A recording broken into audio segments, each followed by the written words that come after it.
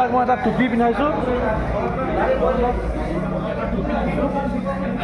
আমাৰ লগত একেলগে ইফতাৰ কৰিব এটা খুব সুখবৰ দাদাৰ মানে নাজিয়া হয় ন দাদা নামটো দাদা অৰুণ দাস তেখেতে আমাৰ জামাতত ইফতাৰী খানাৰ কাৰণে যথেষ্ট ডাঙৰ এটা অনুদান আগবঢ়াইছে আৰু তেখেতৰ কামবিলাক কি হৈছিলে কেনেকুৱা হৈছিলে আমাৰ নবীলে ক'ব কথাটো কৈ দিয়কচোন আচলতে চাহিদ ভাই দাদাৰ 40 বছৰ বয়স তেখেতৰ বয়স 60 বছৰ আৰু 40 বছৰ তেখেত কণ্টিনিউ আমি বাচ্চাৰ পৰা দেখাৰ পৰা আমি জন্ম নোহোৱাৰ আগৰ পৰা পবিত্ৰ ঈদুল ফিতিৰ আৰু ঈদুল জোহাৰ দুটা ঈদৰ দিনাখন আমাৰ মছজিদ প্ৰাংগণত আহি তেখেতৰ পিতৃ সেই সময়ত জীৱিত আছিল আৰু তেখেতৰ কনিষ্ঠ ভাতৃ আছিল কনিষ্ঠ ভাতৃ এতিয়া তেল আৰু প্ৰাকৃতিক গেছ নিগমৰ তেখেত এতিয়া মানে চাকৰিয়াল আৰু এখেতৰ ভায়েক হয় গোটেই পৰিয়ালটোৱে সমিল মিলে আহি পেলাই সেই দুটা দিন আমাৰ ইয়াত আহি তেখেতসকলে মিঠাই বিক্ৰী কৰে আৰু মিঠাই বিক্ৰী কৰি পেলাই আমাৰ ইয়াৰ পৰাই তেখেতসকল ধুনীয়াকৈ যায়গৈ আৰু তেখেতসকলক এই দাদাৰ গোটেই ডিটেইলছটো মই যেতিয়া সভাপতি আছিলোঁ তেখেতৰ পৰা গোটেই কথাবিলাক জানি শুনি মই যোৱাৰ পৰা ঈদুল ফিতৰৰ দিনাখন আনুষ্ঠানিকভাৱে তেখেতক আমাৰ জামাতৰ পিনপাখনত মৰম দিছিলোঁ বহুত মৰম দিছিলোঁ আৰু তেখেতে সেই মৰমৰ বিনিময়ত আজি আমাৰ যিটো নমাতি জামাতৰ পৰম্পৰা যিটো ৰাজহুৱা ইফতাৰ কাৰ্যসূচী আজি কাৰ্যসূচীত তেখেত বিশেষভাৱে আমাৰ মাজলৈ আহিছে আৰু ইফতাৰত আজি তেখেতে অংশগ্ৰহণ কৰিব কিমান এটা সুখৰ বাৰ্তা গোটেই সমগ্ৰ অসম আৰু সমগ্ৰ ভাৰতবাসীলৈ এইটো বাৰ্তা যাতে সকলোৱে শ্বেয়াৰ কৰি দিয়ে ভিডিঅ'টো অকণমান তেখেতলৈ সকলোৱে তেখেতৰ আদৰ্শটো সকলোৱে যাতে লয় চব আমাৰ মাজত কোনো ধৰণৰ ভেদাভেদ নাই চব আমি ভাই আমাৰ হিন্দু মুছলিমৰ কোনো ভেদাভেদ নাই সঁচাকৈ ভাল লাগিছে আমাৰ মছজিদ প্ৰাংগণত তেখেত আহিছে আৰু দাদাৰ মানে কি হৈছে তেখেতৰ নাজিৰাত এখন হোটেল আছে আচ্ছা আৰু তেখেতৰ হোটেলত আমি প্ৰায়খিনি সময় চাহ খাবলৈ যাওঁ পুৰি খাবলৈ যাওঁ পূজা টাইমত তেখেতে মিঠাই বিকে ঈদৰ দিনাখন আহিব তেখেতে টোপোলা কৰি লয় আৰু টোপোলা কৰি পেলাই কি কৰে আমাৰ জামাতৰ প্ৰত্যেকৰ ঘৰত কিছু ব্যক্তিৰ ঘৰত তেখেতে নিজে দি যায় আৰু তেখেতৰ কোনো ডিমাণ্ড নাই তেখেতে কোনো ডিমাণ্ড নকৰে আৰু তেখেতে নিজে জানি শুনি যে এই মিঠাইখিনি এই মানুহৰ ঘৰত এইখিনি প্ৰয়োজন হ'ব বুনিয়া ভুজিয়া খুৰমা জেলেপি আৰু কিবা কেক চেক প্ৰয়োজন হয় গোটেই এটা টোপোলা প্ৰত্যেকৰ ঘৰত সোমাই তেখেতে দি যায় আৰু তেখেতে তাত কোনো ধৰণৰ ডিমাণ্ড নকৰে আৰু তেখেতৰ যিটো তাৰ এটা উচিত মূল্য আমি জানি শুনি তেখেতক সেইটো আমি আগবঢ়াওঁ আৰু তেখেতে কোনোদিনা সেই বস্তুটো প্ৰাপ্যটোৰ কথা নকয় যে এই টোপোলাটো আপোনালোকক দিছোঁ ইয়াৰ মূল্য মোৰ ইমান আজিলৈকে এই কথাটো আমাক কৈ পোৱা নাই এইটো হৈছে আচলতে আমাৰ সংস্কৃতি হয় অসমৰ এইটো ভাতৃত্ববোধৰ এটা আনাজৰি হয় সেইটো কথা ক'বলৈ বিচাৰিছোঁ আমাৰ অসমৰ আমাৰ শিৱসাগৰ ডিষ্ট্ৰিক্টৰ যে মানুহখিনি হিন্দু মুছলিম বা বেলেগ জাতিৰ কোনো ভেদাভেদ নাই চব ভাই থাকে এয়া আপোনাক জ্বলন্ত প্ৰমাণ দিলোঁ এই দাদা আহিছে আমাৰ ইফতাৰীখানাত তেখেত আজি মজুত আছে আপোনালোকৰ লাইভ আমি দেখুৱাই দিছোঁ আপোনাক বহুত ধন্যবাদ জনাইছোঁ দাদা আৰু ৰাইজ মানে কি এইটো সমাজ মোৰ ঘৰ হয় এইখন সমাজ মোৰ ঘৰ হয় সমাজ নহয় এইখন হয় সেয়া তেখেতে বাৰ্তা আপোনালোকক প্ৰেৰণ কৰিলে আপোনালোকে পাৰিলে প্লিজ ভিডিঅ'টো যিমান পাৰে অকণ শ্বেয়াৰ কৰি দিব এতিয়াও ইমান পাৰে তেওঁক বুজাই দিছোঁ কেইটা ভাগ কৰিছে টোটেল 280 ভাগ কৰিছে ন এতিয়া মানে গাঁৱৰ যিখিনি মানুহ আহিব নোৱাৰে সেইখিনি কিমানকৈ গৈছে 30জন মানুহ দিয়া হৈছে নতুনকৈ ডেকা জমানৰ ছেক্ৰেটাৰী এবছৰৰ কাৰণে আমাৰ আৱাসী ভাই আমাৰ যিখিনি মানুহ আহিব নোৱাৰে সেইখিনিক ভাগ দিয়া হৈছে ন কেইটা আলিম টোটেল 26টা ভাগ দিয়া হৈছে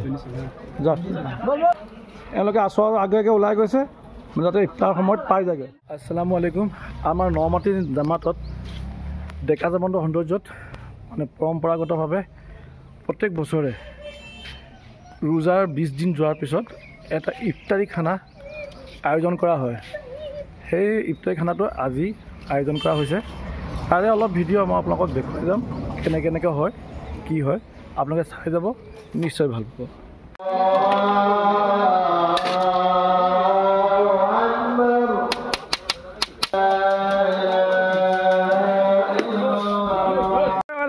লাকি আসসালামু আলাইকুম বহুত বছৰ মান লগ পালোঁ দেই ভাল লাগিলে তোমাক লগ পাই পূজা আছে পুৰা আচ্ছা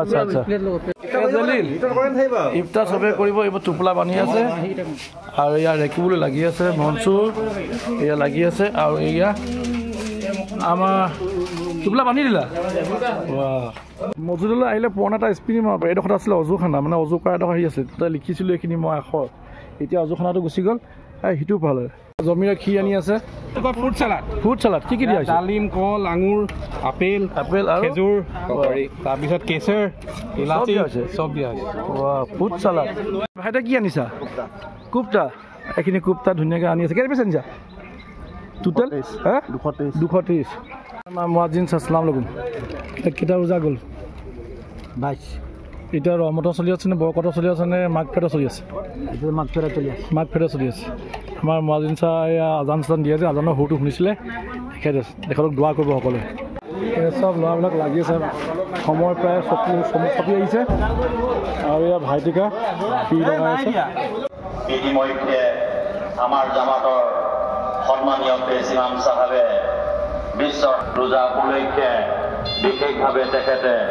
দোৱা অনুষ্ঠিত কৰিব সেয়েহে জামাতৰ সকলো ৰোজাদাৰসকলক সময়তকৈ অকণমান আগত আহি মছজিদ প্ৰাংগণত উপস্থিত হ'বৰ বাবে আমি তেখেতসকলৰ পৰা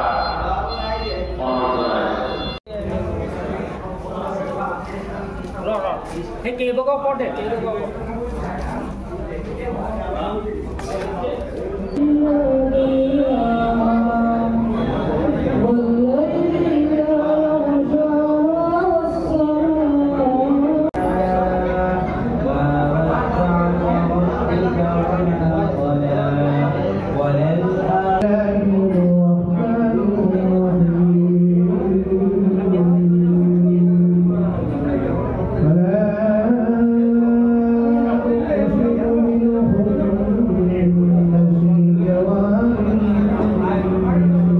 চব ভাইহঁত বহি গৈছে